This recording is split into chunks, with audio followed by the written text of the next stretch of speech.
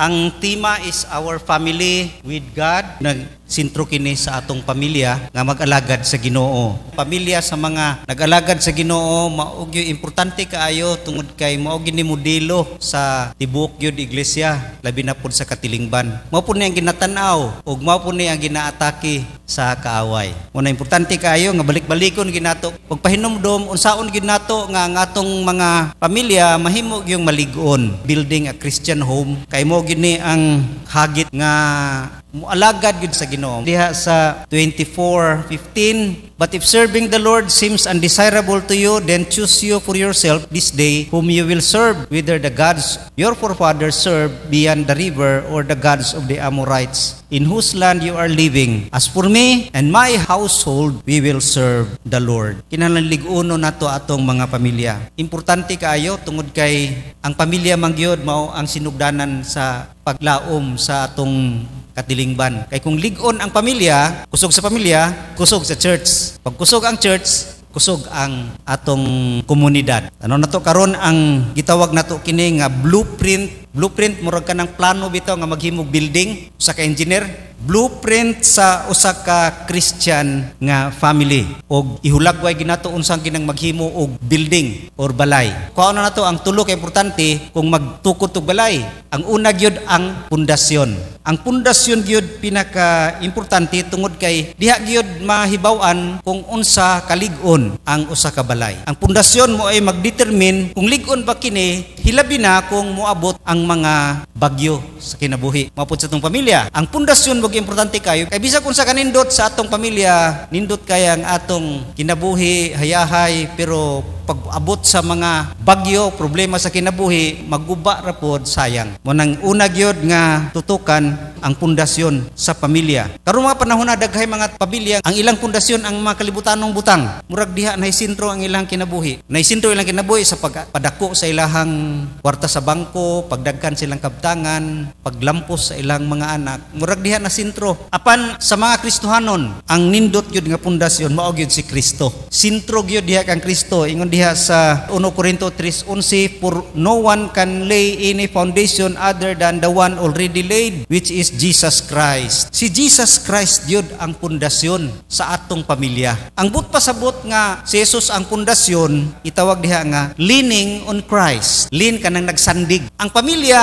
nga nagsandig lamang gyud diha kang Kristo, lig-on gina nga pamilya. Dependent, nagsalig ra gyud, wala gyud si iyaha. Nagsandig gani ka wa kay imuha. Imo mang gisandig ra gyud ang imuhang lawas sa imuhang gisandigan. Dito gyud ka nagsalig. Wala iyahang kaugalingong kusog. Mo nang pamilya nga nagsandig ra gyud sa Ginoo, wala sila'y kaugalingong gahom sa ilahag yung pagkinabuhi. Kung wala si Kristo, wala gyud. John 15, without me you are nothing. Wala gyud kay mahimo kung wala si Kristo. Wala sila nagsalig, nagdepende sa ilang kaugalingong kaalam. Kanang pamilya nagsalig gyud ka Kristo sa ilahang mga plano sa kinabuhi. Unsa ilahang pagdumala. Mo na ang pamilya nga moingon ra gyud nga pinaagi gyud na sa plano sa Ginoo. Mo na ang pamilya lig-on gyud kaayo. Kanang pamilya gitawag nga nagsandig ra gyud. Leaning, dependent diha kang Ginoong Hesukristo. Mo na gitawag pagtuo gyud, pagsalig sa iyahang kaalam, sa iyahang gahom og sa iyahang gugma. Nisalig ra kita sa iyang gugma. Mo nang lig-on gyud ang pamilya nga nagsalig sa iyang gugma. Kay sa panahon sa mga kalisod, labi na ka na dinato masabtan bitaw ang panghitabo. Nganong gitugutan sa Ginoo nga nag-alagad man ko? Nganong gihitabo man eh? Pero kung nagsalig ka sa iyang gugma,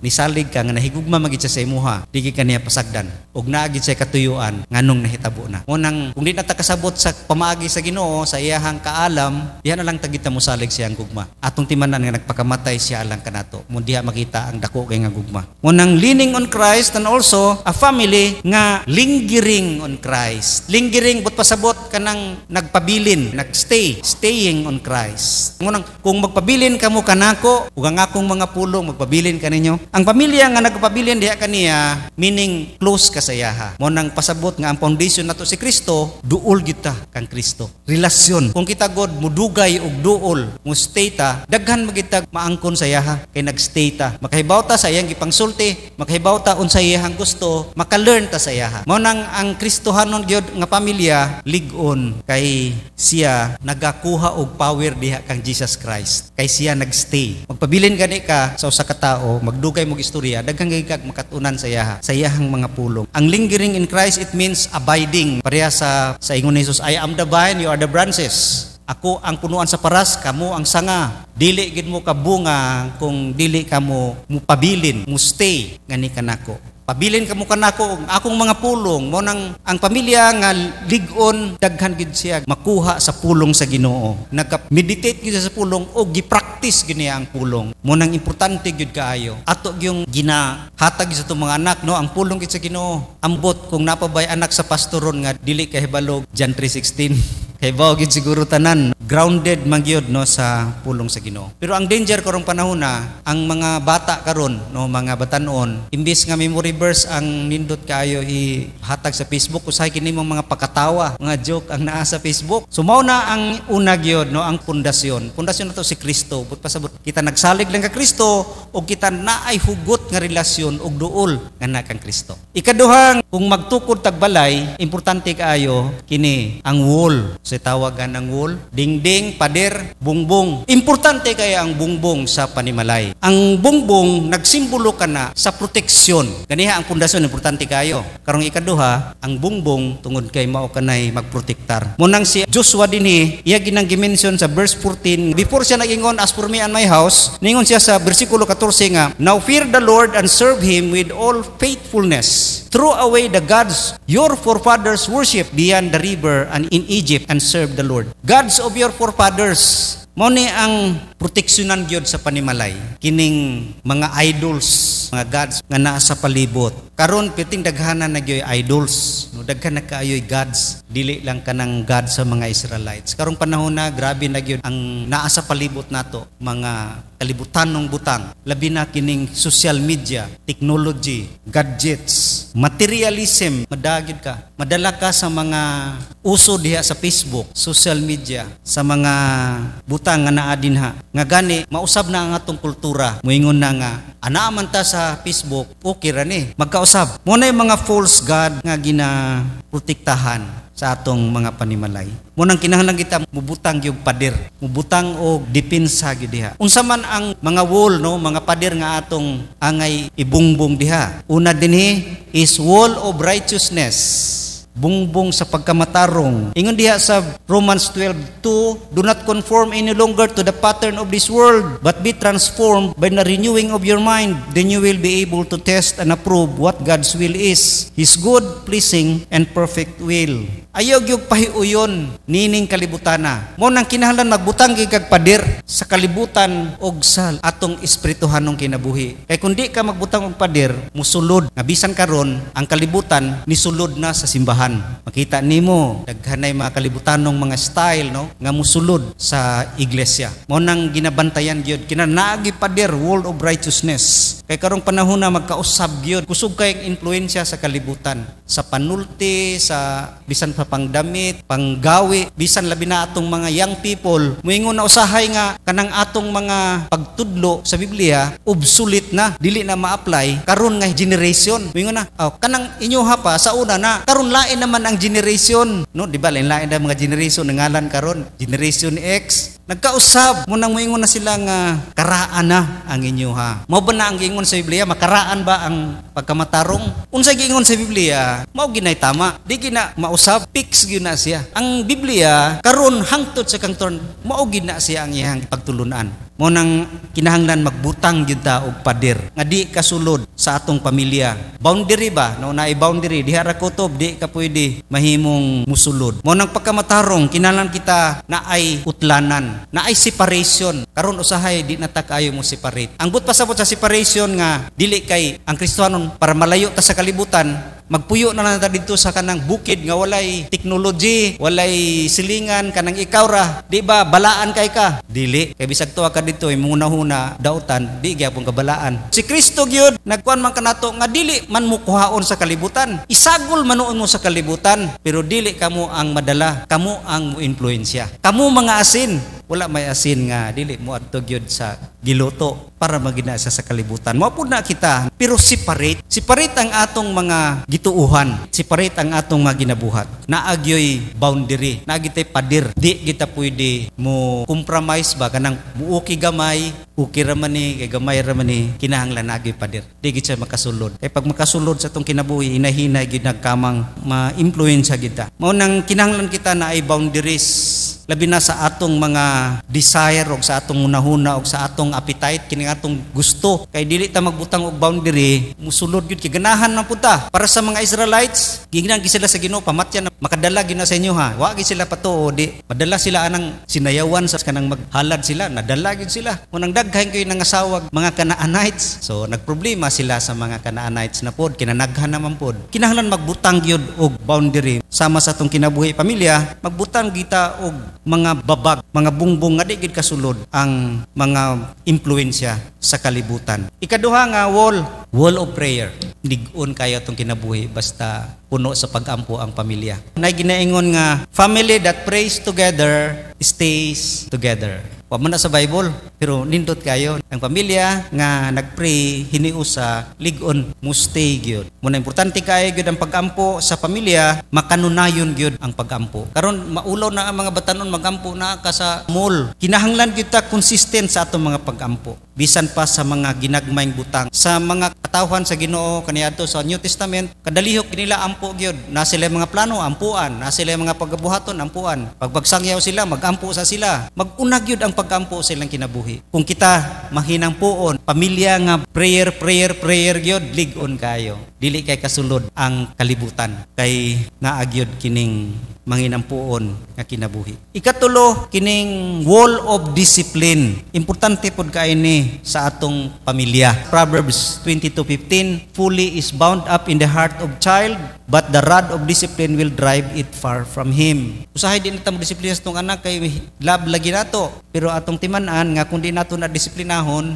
maguba ang ilang kinabuhi. Kinahanglan yun ang disiplina sa mga bata. Tungod kay naa pa sila under sa influensya no sa ilang pagkabata. Sakit man ang disiplin pero makaayo sa ilang kinabuhi. Kung kita nagdisiplina, nagbuild gyud ta og wall, dili gyud maguba ang kinabuhi sa tong anak. Kay diha man magsukad kanang sobra nato ka sintro kay sa tong anak kay gihigugma kay nato, di na ta mo disiplina.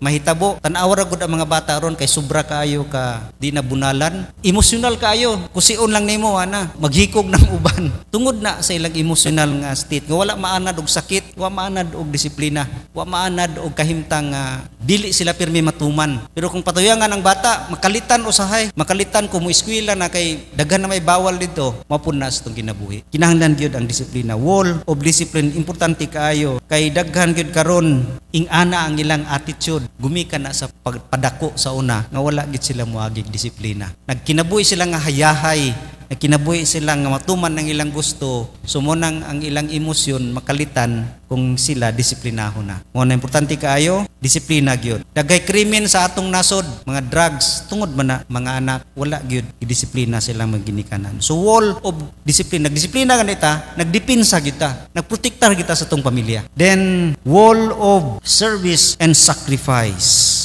Importante gyud kaini sa tong kinabuhi. Pamilya. Family that serves together is strong together. Lig-on gyud ang pamilya nga nag-alagad sa Ginoo. Mo nang atong awit ganiha gyud, they will serve the Lord. Kay usag gyud na nga mahimong proteksyon sa pagsulod sa kalibutan, influensya sa kalibutan sa atong kinabuhi. Si Nehemiah 4:13 ingon diha, therefore I stationed some of the people behind the lowest points of the wall at the exposed places, posting them by families with their swords, spears, and bows. Pagtukod god sa wall sa Jerusalem, naglisod man sila ni Nehemiah kay namay mga kontra, mga against. Style ni Nehemiah by family ang iyang paggwardya o pagtrabaho sa wall. Kay lig-on basta family, di man namang dagan. Mo stay magina together. Mo nang strong together. Mo na ang pag-alagad nga sakripisyal. Kung kita naanad og sakripisyo nga trabaho sa Ginoo, mas di kay mo sulod ang kalibutan. Pero naanad ka og hayahay nga pag-alagad, uban ron di naganahan magbaktas. Bible study sa bukid, murag di naganahan kay magbaktas man, di man moabot og motor.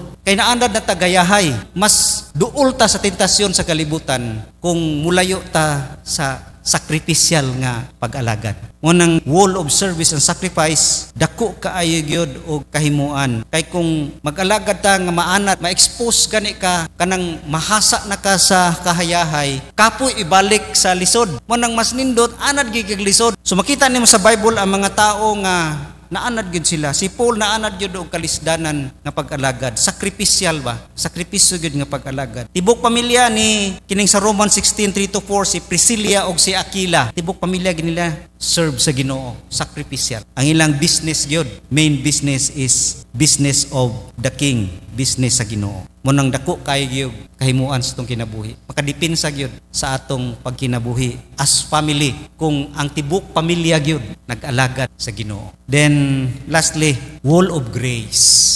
Si Joshua, iya gining gisulti sa taas nga verse sa verse 13. Ingon siya dinhi, "So I give you a land on which you did not toil, cities you did not build, and you live in them and eat from vineyard and olive grapes that you did not plant." Si Joshua, iya ging gipahinumduman ang mga Israelites. Tiban iragod giunsa ta sa Ginoo. Naangkon nato ning syudad nga dili man kitay nagtukod ani. Nakaangkon ta og mga makaon nga di kita nagtanom. That is grace. Remember the grace of God. Munang kung kita always nag-remember sa grace sa Ginoo, mas layo kay ta sa paglingla sa kalibutan. Layo ang tentasyon sa kalibutan. Tungod kay imo magyong matreasure ang grace nga pagkahayahay nako. Grabe ang grasya sa Ginoo. Unya magpadala lang ko nya ng mga butanga, di na ko ikambyo oy. Mo nang count your blessing, mo na ingon murag ingon si Joshua, count your blessing. Grabe ang gibuhat sa inyo gikan pa mo sa Egypt. Gibuak ang dagat sa Ginoo. Nya pag-abot sa Jordan River nikalit og hunong ang sapa. Unya dito dayon mo sa Jericho. Giunsa sa Ginoo pagguba ang Jericho. Wa man mo nakig-away, wa gani mo nasamdan bisag gamay. Remember those things, nakaabot mo sa Kanaan. Wala mo inyo diha. Mo nang if we remember always the grace of God, layo kita matintal sa mga buhat sa kaaway. Layo kita ma-impluwensya. Wall of protection na sa tuwa ang grasya sa Ginoo. Kay dili nato gusto masakitan ng Ginoo sa ihang grasya gihatag kanato. Murag agig pasalamat sa Ginoo nga di kita muhimo ana kay grabe kayo ang gibuhat sa Ginoo kanato. Munang ang grace muhatag kanato kusog nga ma-protected gyud ta. Mga Israelites na proteksyonan gyud sila sa grasya sa Ginoo. Tungod kay naagid sa ilaha sa ilang kinabuhi nga niabot sila diha grasya na. Mo nang kung naa may makalisod sa unahan, musalig ra gid mi sa grasya sa Ginoo. Musalig ra gid mi sa plano sa Ginoo kay matuman gid na. Nagplano siya, nagpromise siya nga panion mi sa Kanaan. Nakaanhi gid mi. Mao nang lig-on sila. Dili kita ka himo nga mag-uol ang Ginoo. Mo nang wall of grace. Og last gyud nga magtukod tag building kini atop roof. Unsa ang roof? Simbolo sa roof sa atong pamilya, roof of love, gugma. Ingon diha sa 1 Peter 4:8, above all, love each other deeply because love covers over a multitude of sins. Ang love mukover. Ang atop, di ba mukover? Ang atop maoy mukover di ta mainitan. Mukover para komportable ta sa panimalay. Mukover nga naata sulod, diha ta mo tago, diha ta mo take refuge, naa diha ang peace and fellowship, security and unity. Unsay ba kahimo ana mga butanga? Gugma ra man gyud. Asa ta mo kuhag unity? Asa ta mo kuhag security? Para secure ta. Asa ta mo kuhag fellowship kung wala ang gugma? Gubot peramente, away peramente, naay conflict peramente. Dili ta komportable. Mo nang ang gugma gyud ang pinaka number one ingredient diha sa family. Tungod kay ang gugma ingon diha mo cover. Ingon pod sa 1 Corinthians 13:7, love bears all things, believe all things, hope all things, and endures all things. Sa pamilya, wala gi perfect nga pamilya nga dili mag-away. Mag-away gyud, naagi mga disagreement, naagi mga konflikto. Pero kung naa ang gugma, mukover siya. Kaya ang gugma muantos, ang gugma mupasaan. Kung walay gugma, mag-away gyud kay di gid kapasaan sa iyahang gikaaway. Pero kung naa ang gugma, andam siya mupasaan, andam siya mopaubos. Bisag siya naalkansi, bisag siya gibudhian, bisag siya gitraidoran, andam siya mapasaylo. Gugmara ang makahimo niya. Kung wala na sa pamilya, away, gubot, walay peace, walay security, walay unity. Kay naagi palabon ay, naay paari ay, naay pag-away-awayay. Mao nang ang gugma gayud mo accept og mo bear gyud, mo forgive one another. So walay makawang gyud diha sa gugma. Unya ang gugma usab kung moabot ang mga kalisdanan sa kinabuhi, bisag unsa nga kalisdanan, physical, financial, emotional nga mga problema, pero kung naa ang love, diha kita makatago sa gugma sa Ginoo. Diha kita mo take refuge in His love. Diha kita mo tago sa iyang gugma. Kay diha ta makaangkon og kalinaw. Diha ta makaangkon og katagbawan. Diha ta makaangkon og kapahulayan sa iyahang gugma. Mao nang diha sa panimalay, naagyoy mutual submission og sacrificial nga pagkinabuhi, pinaagi lang gyud sa gugma. Unsay katuyuan nganong gihimo sa Ginoo ang pamilya? Tungod makita diha ang iyang gugma. Just as I love the church. Mao nang ang love sa Ginoo makita sa paghigugmaay diha sa pamilya. Paghigugmaay sa asawa, bana, paghigugmaay sa anak o tibuok gyud pamilya. Diha makita ang gugma sa Ginoo. Diha ma-mirror ang gugma sa Ginoo. Mao na gyud ang katuyuan. Makita siya diha sa atong mga panimalay. So tugutan nato nga ang gugma gyud sa Ginoo muhari sa atong panimalay aron kini mahimo og yung lig-on nga mo serve as atop roof sa atong family. So kung mo practice ta aning tulo dinhi as we build our Christian home, nindot kay ang resulta. Ingon diha sa Salmo 128:1-3, a song of ascents. Blessed are all who fear the Lord, who walks in His ways. You will eat the fruit of your labor. Blessing and prosperity will be yours. Your wife will be like a fruitful vine within your house. Your sons will be like olive shoots around your table. So nindot kaayo kung kita naghimo nini naagid ning tulo ka butang sa atong pamilya, ingon diha mabungahon gyud no ang bana, prosperous blessing na ang asawa, nagapamungag gyud ug ang mga anak murag gyud mga olive shoot nga nagapadayag usab no sa iyang kanindot diha sa panimalay. So mao kini ang hagit gyud sa ato labi na karong nga panahon na we are in a generation nakita karon sa panahon nga lisod kaayo mo nang how to be faithful family in this unfaithful generation. Unsaon? Unsay gikinahanglan sa kalibutan karong panahon na more Christian homes. Magampo ta?